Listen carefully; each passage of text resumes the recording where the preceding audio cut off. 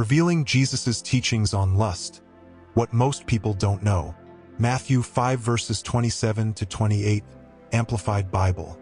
You have heard that it was said, "You shall not commit adultery." But I say to you that everyone who so much as looks at a woman with lust for her has already committed adultery with her in his heart. Now, Jesus addresses the teachings they had previously received concerning the law of adultery. Naturally, the instructors of the day taught their students that the act of adultery in and of itself was immoral. However, the legislation was only applied to people's actions and not to their intentions. Adultery was categorically forbidden by the Mosaic Law. Exodus 20 verse 14. You shall not commit adultery. Deuteronomy 5 verse 18. You shall not commit adultery. One could be pleased with themselves for having never disobeyed this commandment, but at the same time having eyes full of adultery. They have eyes full of adultery, constantly looking for sin, enticing and luring away unstable souls. Having hearts trained in greed, they are children of a curse. 2 Peter 2 verse 14, Amplified Bible. Even while someone presents a good front, it's possible that his thoughts are continually straying into murky territory. Therefore, Jesus instructed his disciples that it was not enough to merely abstain from the act itself. They also needed to be pure on the inside. The law forbade the act of adultery. Jesus forbids the desire. Whoever looks at a woman to lust for her has already committed adultery with her in his heart. Stanley Jones captured the import of this verse when he wrote, "If you think or act adultery, you do not satisfy the sex urge, you pour oil on a fire to quench it." Sin begins in the mind, and if we continue to feed that sinful thought, we will eventually act on it. We have come across the proverb that states, "Whoever looks at a woman to lust for her has already committed adultery with her in his heart." Jesus adds that it is possible to commit adultery or murder in our hearts or minds, and that this is likewise a form of sin and is prohibited by the commandment against adultery. Jesus traced the roots of sexual desire all the way back to the eyes when he said things like, "Whoever looks at a woman." This is true according to biblical statement and life experience. Job 31 verse 1, Amplified Bible.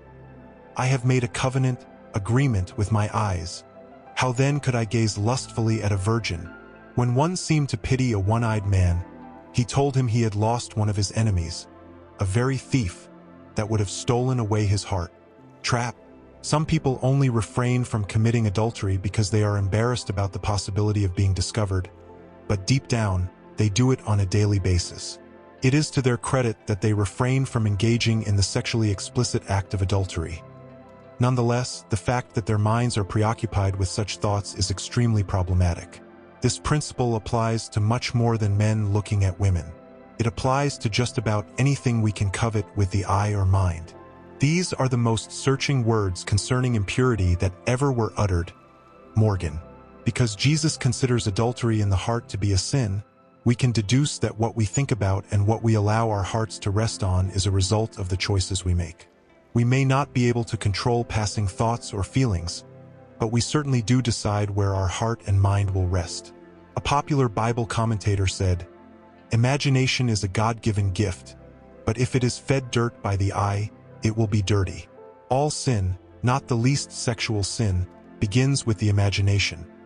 Therefore, what feeds the imagination is of maximum importance in the pursuit of kingdom righteousness. An example of an individual that disciplined his eyes was Job. The book of Job is remarkable in many ways, but one of its most endearing qualities is that it illustrates how a man can be both very human and extremely heavenly at the same time. Job 31 verse 1. I made a covenant with my eyes not to look lustfully at a young woman. It is also important to distinguish between temptation to sin and sin itself. The look is supposed to be not casual but persistent, the desire not involuntary or momentary, but cherished with longing.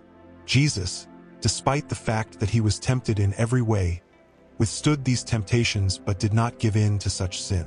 Hebrews 4 verse 15, Amplified Bible. For we do not have a high priest who is unable to sympathize and understand our weaknesses and temptations, but one who has been tempted knowing exactly how it feels to be human in every respect as we are, yet without committing any sin. He was able to see women as more than just things for his sexual fulfillment. He was tempted in all points as we are, but desire was expelled by the mighty power of a pure love to which every woman was a daughter, a sister, or a betrothed, a sacred object of tender respect. Bruce.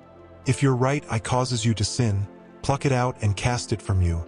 For it is more profitable for you that one of your members perish, than for your whole body to be cast into hell. And if your right hand causes you to sin, cut it off and cast it from you. For it is more profitable for you that one of your members perish, than for your whole body to be cast into hell. If your right eye causes you to sin, pluck it out. Here, Jesus uses a figure of speech and did not speak literally. Mutilation will not serve the purpose. It may prevent the outward act, but it will not extinguish desire. Bruce. According to what we read, it would be better for you if just one of your members were to expire rather than for your whole body to be tossed into hell. Jesus did nothing more than emphasize the idea that in order to be obedient, one must be willing to sacrifice. If we allow sin to control a portion of our lives, we need to be able to reconcile why it would be better for that portion of our lives to die than for our entire lives to be judged guilty. This is the one thing that the majority of people are hesitant to do, and as a result, they either continue to live their lives mired in sin, or they never come to know Jesus. They never get beyond a vague wish to be better. The salvation of our souls is to be preferred before all things, be they ever so dear and precious to us, and that if men's ordinary discretion teacheth them for the preservation of their bodies to cut off a particular member, which would necessarily endanger the whole body, it much more teacheth them to part with anything which will prejudice the salvation of their souls. Pool. No wonder Paul exhorts believers to flee from sexual immorality. 1 Corinthians 6 verse 18, Amplified Bible. Run away from sexual immorality in any form, whether thought or behavior, whether visual or written. Every other sin that a man commits is outside the body, but the one who is sexually immoral sins against his own body. Ephesians 5 verse 3, Amplified Bible. But sexual immorality and all moral impurity, indecent, offensive behavior or greed must not even be hinted at among you, as is proper among saints, for as believers our way of life, whether in public or in private, reflects the validity of our faith. 1 Thessalonians 4 verse 3, Amplified Bible. For this is the will of God, that you be sanctified, separated and set apart from sin, that you abstain and back away from sexual immorality. Jesus' most famous message, the Sermon on the Mount, focused on the hearts of his listeners. He targeted his disciples as the audience and proceeded to preach what we now call the Beatitudes. He called his men to be different, to see the world from God's perspective, to relate to people in a supernatural fashion. To maintain one's sexual purity requires more than simply abstaining from engaging in lustful activity. It is also something that involves the heart. Do not commit adultery was another of the 10 commandments that many Jews probably assumed they could check on a list of sins successfully dodged. But Jesus said that looking at a woman lustfully is to commit adultery with her in your heart. Immoral actions, then, begin with immoral thoughts, and the immoral thoughts are evil too. You can't address sin by only dealing with external actions. Lust is a vivid illustration of the kind of sin that Jesus urged his followers to avoid. And in today's culture, it presents a significant obstacle to the pursuit of moral purity. Jesus desires for his disciples to have such a profound commitment to moral purity that they are ready to cut off anything in their lives that tempts them to sin.